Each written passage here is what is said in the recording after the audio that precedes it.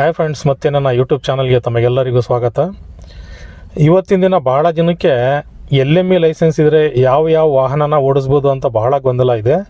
ಈಗ LME license, light motor vehicle license ಅಂತ ನಾವೇನು ಹೇಳ್ತೀವಿ, ಈ ಲೈಟ್ ಮೋಟರ್ ವೆಹಿಕಲ್ ಲೈಸೆನ್ಸ್ ನಮ್ಮಲ್ಲಿದ್ದರೆ ನಾವು ಯಾವುದೇ ವಾಹನ ಇರಲಿ, ಅದು ಟ್ಯಾಕ್ಸಿ ಆದರೂ ಆಗಿರ್ಬೋದು, ಇಲ್ಲ ಪ್ರೈವೇಟ್ ಕಾರ್ ಆದರೂ ಆಗಿರ್ಬೋದು, ಇಲ್ಲ ಗೂಡ್ಸ್ ವೆಹಿಕಲ್ ಆದರೂ ಆಗಿರ್ಬೋದು, ಅದರ GVW ಅಂದರೆ ಗ್ರಾಸ್ ವೆಹಿಕಲ್ ವೆಯ್ಟ್ ಅಂತ ಏನು ನಾವು ಹೇಳ್ತೀವಿ, ಅದು 7500 kgsಗಿಂತ ಒಳಗಿದ್ರೆ, ಅಂದರೆ 7500 kgsಗಿಂತ ಕಡಿಮೆ ಇದ್ದರೆ ಆ ವಾಹನನ LME ಲೈಸೆನ್ಸ್ ಇದ್ದರೆ ನಾವು ಧಾರಾಳವಾಗಿ ಓಡಿಸ್ಬೋದು.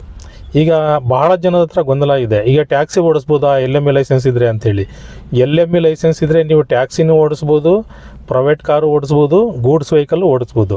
ಆದರೆ ಅದರ ಗ್ರಾಸ್ ವೆಹಿಕಲ್ ವೆಯ್ಟ್ ಅಂತ ಏನಿದೆ ಅದು RC ಬುಕ್ಕಲ್ಲಿ ಮೆನ್ಷನ್ ಆಗಿರುತ್ತೆ. ಅದು 7500 kgsಗಿಂತ ಕಡಿಮೆ ಇದ್ದರೆ ಆ ವಾಹನನ ನೀವು ಧಾರಾಳವಾಗಿ ಓಡಿಸ್ಬೋದು. ಫ್ರೆಂಡ್ಸ್, ಹೀಗೆ ನಾನು ನಿಮಗೆ ಇನ್ಸೂರೆನ್ಸ್ ಮತ್ತು ವೆಹಿಕಲ್ ಬಗ್ಗೆ ಮತ್ತು ಲೈಫ್ ಟ್ಯಾಕ್ಸ್ ಬಗ್ಗೆ ಬಹಳ ವಿಷಯನೇ ತಮ್ಮಲ್ಲಿ ಶೇರ್ ಮಾಡ್ತಾ ಇರ್ತೀನಿ. ನನ್ನ ಚಾನಲ್ ತಮಗೆ ಇಷ್ಟವಾದರೆ ಪ್ಲೀಸ್ ಸಬ್ಸ್ಕ್ರೈಬ್ ಮಾಡಿ, ಶೇರ್ ಮಾಡಿ. Thank you.